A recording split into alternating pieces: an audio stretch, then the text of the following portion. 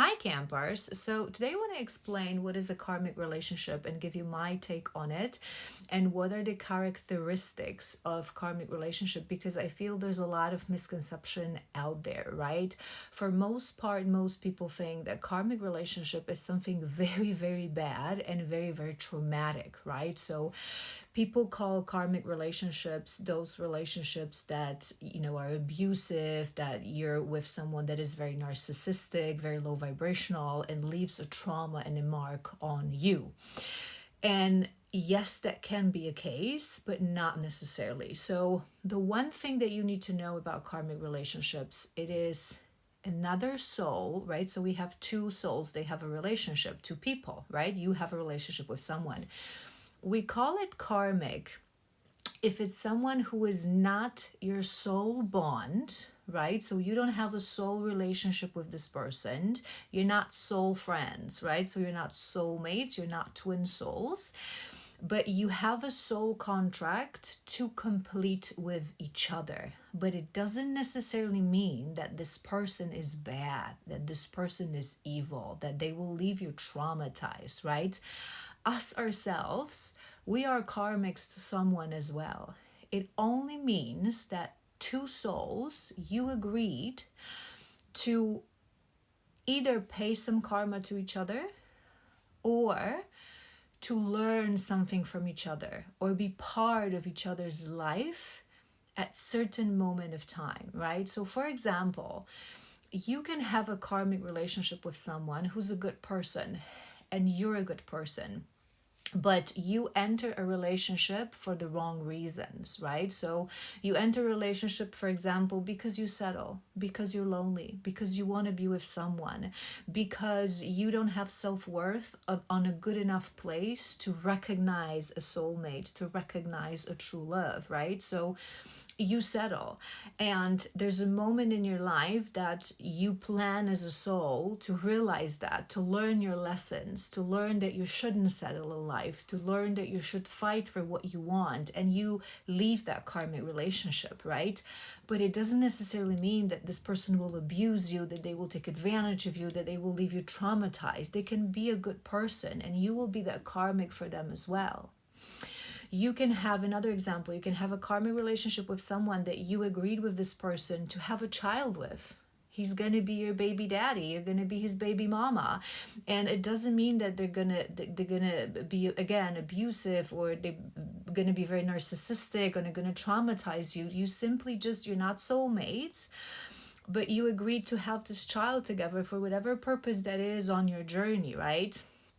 Another example that happens, and it's very common, it can be that you on your journey decided to have a very traumatic relationship, very traumatic karmic relationship. That can also be a case, right? Karmics can be abusive, traumatic, low vibrational people. What I'm saying is that it's not necessarily 100% of the cases, right? So let's say you agreed to have that relationship with someone, and then as a soul, you planned your path that you're going to have this relationship, let's say 10 years, and then you're going to exit this relationship because you would have paid your karma, you would have learned your harsh lessons with this person, and you're going to exit. But sometimes we know, and I often talk about this in my readings, we plan something, but then we drop to this chessboard of life and things just go in a very unplanned and chaotic way. So we always have to have a plan B and plan C, and that's why we have our spiritual guides to guide us into a certain direction when we fail to recognize certain things and certain lessons. So let's say you've been in this relationship for 10 years and now it's time for you to exit, but you are just resisting, right? You're stuck in that repetitive cycle and you don't want to exit. So sometimes you may have a soul contract with someone, another karmic, that will just enter your life to be that pull, right? It's going to be that catalyst relationship, right? So oftentimes those are what people call those false flames, those false twin flames, those karmic catalysts, right? It's another karmic that are going to swipe in to just show you that you deserve better, that you can do better, that it's time to leave this relationship because you're going to have such a great chemistry, such an intense connection, right?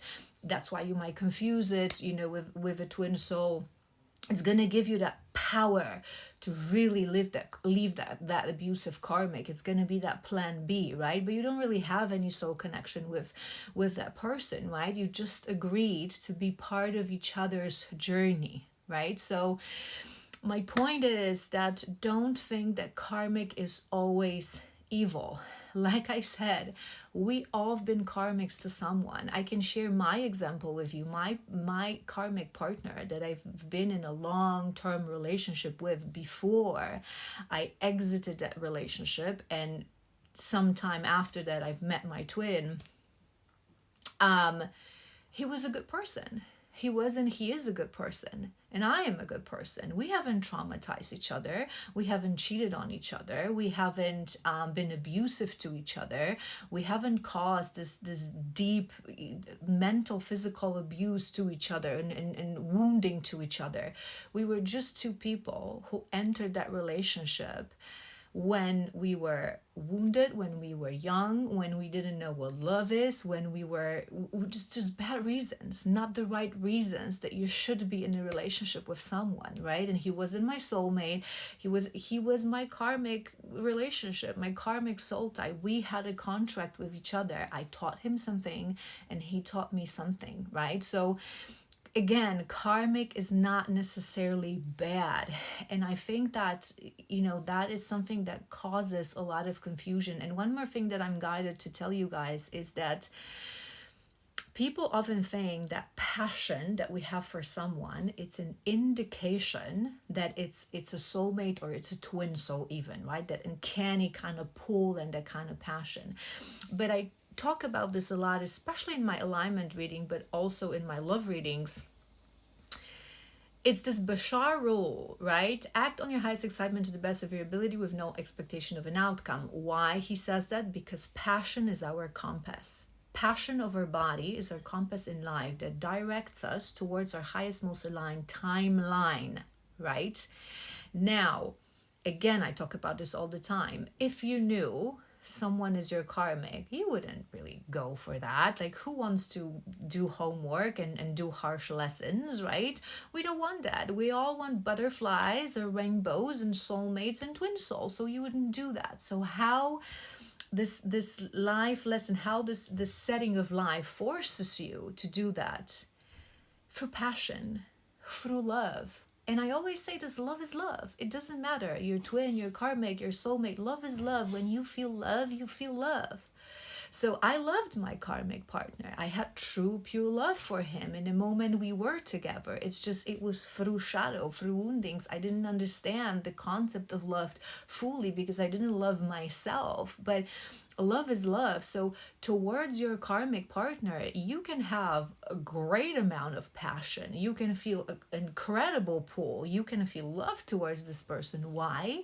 Well, how else would you force yourself planning this life to be with this person?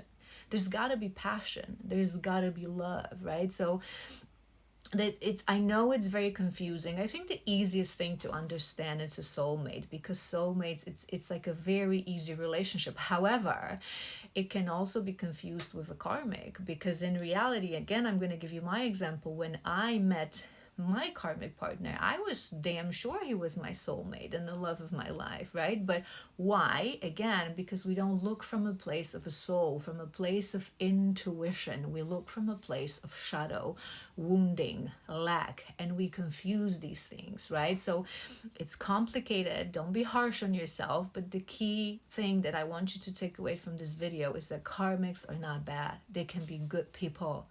They're just simply another soul that you don't have a soul bond with, right?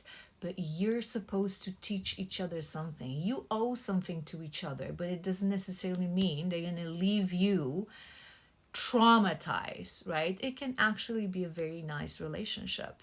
I hope this was helpful. And as always, if you have questions, you know where to find me.